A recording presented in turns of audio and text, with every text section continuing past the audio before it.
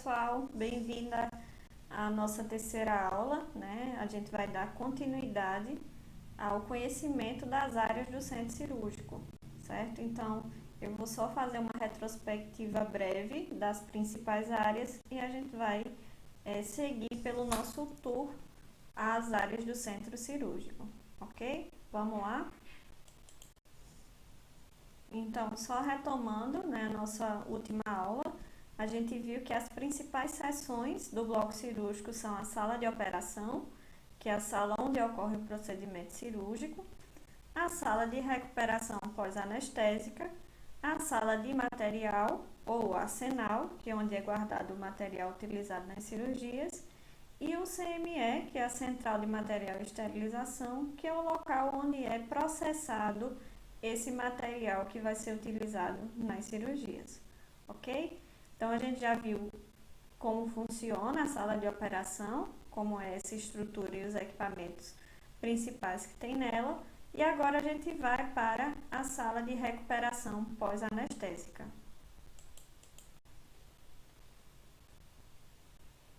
Então, pessoal, essa é a sala de recuperação pós-anestésica. Podem ver que é uma sala bem simples, né? Não tem muita estrutura, mas tem estruturas essenciais para a recuperação do paciente após a realização do procedimento cirúrgico, até a completa retomada do seu nível de consciência. Então, o que é que a gente tem aqui disponível? Nós temos macas, né, ou camas hospitalares, temos monitor dos sinais vitais desse paciente e temos também um painel de gases, caso seja necessário a oferta de oxigênio ao paciente ou a aspiração de secreções. Então, é neste ambiente, né, nesta sala, que o paciente ele vai recuperar-se da anestesia que foi submetido para a realização do procedimento cirúrgico. Então, ele vai, após a retirada dele da sala de operação, ele segue para essa sala até ele se recuperar completamente da anestesia. E aí, a partir daqui, ele vai seguir ou para a UTI ou para a enfermaria ou quarto que ele esteja alocado, certo? É importante reforçar que essa sala ela é de extrema importância dentro do contexto do centro cirúrgico, porque ele vai permitir uma avaliação segura da retomada do processo de consciência do paciente. Então, imagine que a anestesia rebaixa o nível de consciência, por isso que ele não sente dor, ele fica desacordado, e ele precisa ter uma retomada segura dentro dos parâmetros de segurança de saúde para esse paciente. E para que isso ocorra da melhor forma, ele precisa estar sendo monitorado pela equipe de enfermagem e pela equipe que executou a cirurgia nele. Então, por isso, ele é posto nessa sala para ele ficar sendo observado, monitorado até sua completa recuperação, ok? Uma outra área que é extremamente importante, né, no lado do centro cirúrgico, é o arsenal ou seção de material, certo? Observe que nesse ambiente ficam acondicionados, né, ficam guardados todo o material que vai ser utilizado nas cirurgias. Então, tem todo o material embalado, vocês estão vendo, em tecido ou em campo, ou em manta cirúrgica, ou em grau, que é um tipo de embalagem. E esse material ele fica guardado nessa sala, e essa sala tem um controle, né, restrito o acesso a ela. Por quê? Todo esse material está estéril, então ele não pode estar sendo exposto a pessoas ou a ambientes contaminados. Então, por isso que esse ambiente tem um acesso de passagem restrita, tá? Então, fica aí tudo guardadinho. Quando a cirurgia é marcada ou uma cirurgia de emergência requer a utilização desse material, um membro da equipe de enfermagem vem, retira e leva para a sala de operação, onde ele vai ser utilizado, certo? Depois de utilizado, obviamente, ele vai estar sujo, então ele vai seguir para a limpeza e novamente para a esterilização desse material para ele poder ser utilizado em outro paciente sem levar as bactérias de um para outro. Então ele vai passar por um processo que se chama esterilização, que vai matar as bactérias, vai matar os vírus, os micro-organismos que esse material estava exposto dentro de uma cavidade, dentro de um contato com outro paciente, ok? Então, é justamente na sala da central de material e esterilização, né, nesse setor, que é feito esse processamento do material cirúrgico. Então, todo material que foi utilizado na cirurgia, ele está contaminado, né? Ele está contaminado por secreções, ele está contaminado por sangue de um paciente e ele precisa ser higienizado, processado para ser utilizado novamente. A maioria dos instrumentais, eles não são descartáveis, eles são reutilizáveis, mas uma reutilização com segurança parte do princípio de um processamento hospitalar que ocorre dentro da central de material e esterilização. A gente vai ter outras aulas específicas desse setor, né, dessa área, porque é uma área muito importante. Inclusive, é uma área que requer uma mão de obra muito especializada, uma mão de obra muito séria, né? Então, vocês precisam estar preparados para trabalhar também na central de material e esterilização. Então, a gente vai trazer isso muito nessa disciplina. Então, aqui, o que é que a gente vai ver? Primeiro, o instrumental ele vai chegar da área da sala de operação, do centro cirúrgico, sujo, né? Com sangue, com secreção, foi utilizado, então tá sujo. Se o cirurgião só abrir e não utilizar, ele já vai estar sujo, né? Ele está em contato com o ar e o ar pode estar contaminado. Então, ele vai ter que passar por um processo de limpeza e essa limpeza acontece na CME. Então, é feita a limpeza do material, é feita a secagem, a montagem do material nas bandejas. Eu vou mostrar para vocês mais na frente como isso acontece.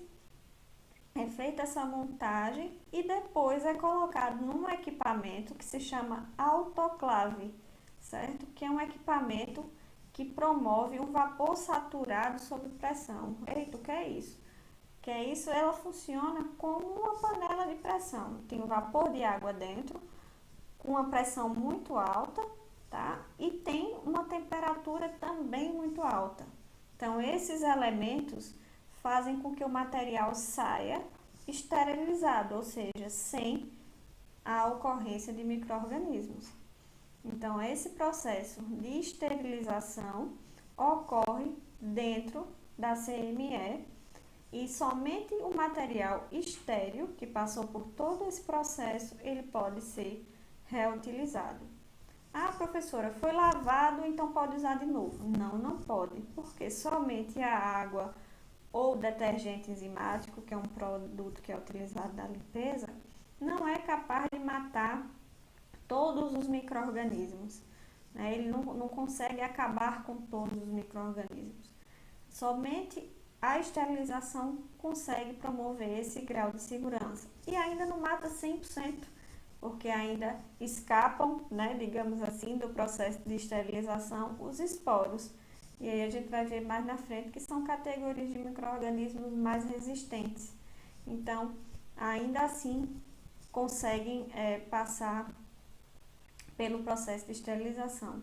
Mas os micro-organismos muito patogênicos, que têm a capacidade de provocar o adoecimento, a infecção no paciente, ele consegue eliminar no processo de esterilização, que é muito importante, tá? Então, essa é uma área bem crucial realmente do centro cirúrgico e é responsável também pelo sucesso do procedimento cirúrgico, tá? Imagine que o material esteja contaminado, o cirurgião é ótimo, a equipe de enfermagem é maravilhosa, mas o material não foi bem processado, não foi bem lavado, não foi bem esterilizado. Quando chegou para fazer a cirurgia no paciente, o médico não sabia que estava assim, mal processado, a equipe de enfermagem também não sabia, e aí utilizou o instrumental. E aí o que é que acontece? O paciente desenvolve uma infecção, uma sepse e morre. Então, foi em decorrência de uma questão indireta ao procedimento cirúrgico, mas que está relacionado diretamente à unidade de centro cirúrgico, já que a CME faz parte dessa unidade, tá? Então, é extremamente importante essa atuação e a gente ter a ciência dessa importância desse setor e da capacidade técnica que a gente precisa ter para trabalhar nele.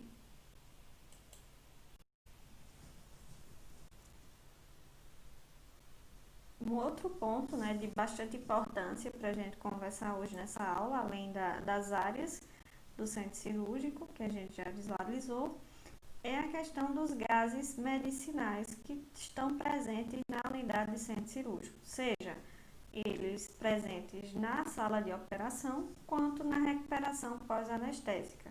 Então, a gente vai ter o oxigênio, o óxido nitroso, o ar comprimido e o vácuo medicinal, certo? E para que é que isso é utilizado?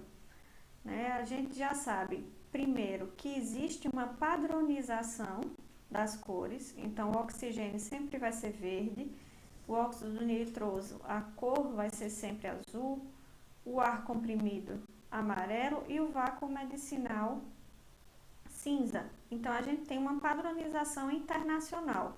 Onde quer que você vá trabalhar, seja no Brasil ou fora do Brasil, sempre vai ter essa mesma padronização de cores. O oxigênio sempre vai ser verde, o óxido nitroso sempre vai ser azul, o ar comprimido amarelo e o vácuo cinza, certo? Então, para que serve cada um deles? O oxigênio, né, todo mundo já sabe a necessidade, né, do oxigênio para a manutenção do organismo vivo. Então, é um gás inalatório que vai ajudar aí no fornecimento de oxigênio para o organismo. Então, para a manutenção do organismo vivo. Quando a respiração ela não consegue acontecer de uma forma natural, né, pela inspiração e a expiração, o aporte de oxigênio ele pode acontecer ou ser necessário, certo? Às vezes a pessoa não consegue respirar de jeito nenhum e aí é feita uma intubação, ou consegue respirar com níveis muito baixos, ainda assim é necessário uma intubação, ou somente um aporte adicional de oxigênio, e aí é utilizado outras fontes, como a máscara, como um catéter, tá? Mas todos esses dispositivos são utilizados para fazer com que o oxigênio chegue até a circulação sanguínea e, consequentemente, consiga nutrir todos os órgãos que vão precisar dessa fonte de energia, tá? Além do oxigênio, a gente tem azulzinho aí o óxido nitroso, também conhecido como gás hilariante.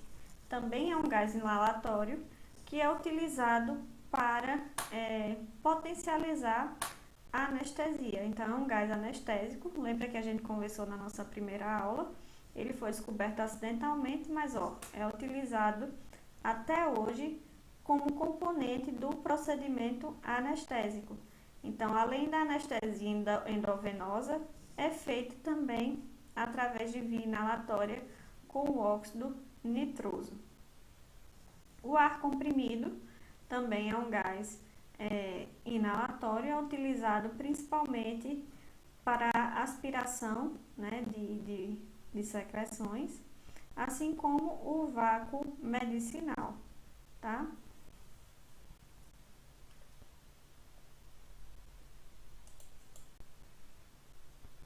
Um outro equipamento, né, bem importante que vocês vão ver no centro cirúrgico é o eletrocautério, o eletrotermocautério ou ainda o bisturi elétrico, certo? A gente já visualizou nas aulas passadas esse equipamento e ele é utilizado para fazer a incisão cirúrgica, né? Para fazer o corte cirúrgico.